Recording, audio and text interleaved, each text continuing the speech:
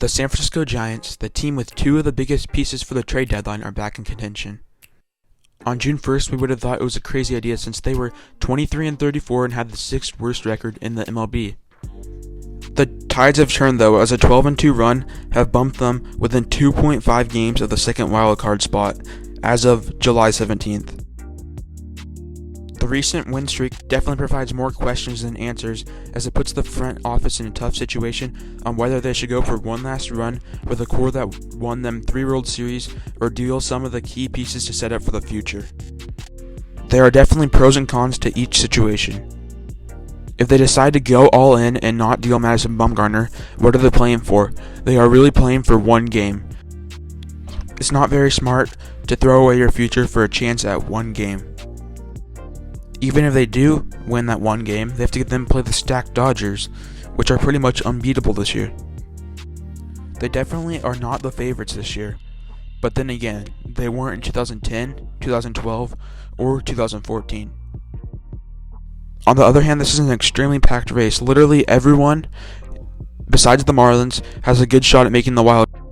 You have Washington, you have Milwaukee, you have St. Louis, you have Philadelphia. You have division rivals Arizona, Colorado, San Diego. Not to mention the Pirates, Reds, and Mets are not dead yet. The Giants are on the brink of a rebuild, and these are the highest valued pieces they'll have in years. Besides, they are in a lucky situation, so that Bumgarner's valued so high, since he hasn't been great since 2016. It's unique, because teams don't necessarily want him for what he could do in the regular season, but for what he can do in the postseason. This man is a postseason legend, and teams are banking on the fact that he could be the piece that puts them over the World Series bar and into the promised land. I've heard teams are willing to make meaty offers for him, specifically the Astros, Phillies, Brewers, Yankees, and Twins. The Giants won't get another man with this kind of trade leverage throughout the rebuild. This is not the same front office of the years prior that handed out sweetheart deals to pretty much every piece of the World Series runs. No, this is Farhan Zaidi's team. He's the man they hired to be the bad guy and take away all emotion from the job. He has a master plan, and it's pretty obvious trading Mad Bum and the bullpen arms are a very big part of it. I think Zaidi himself said it best.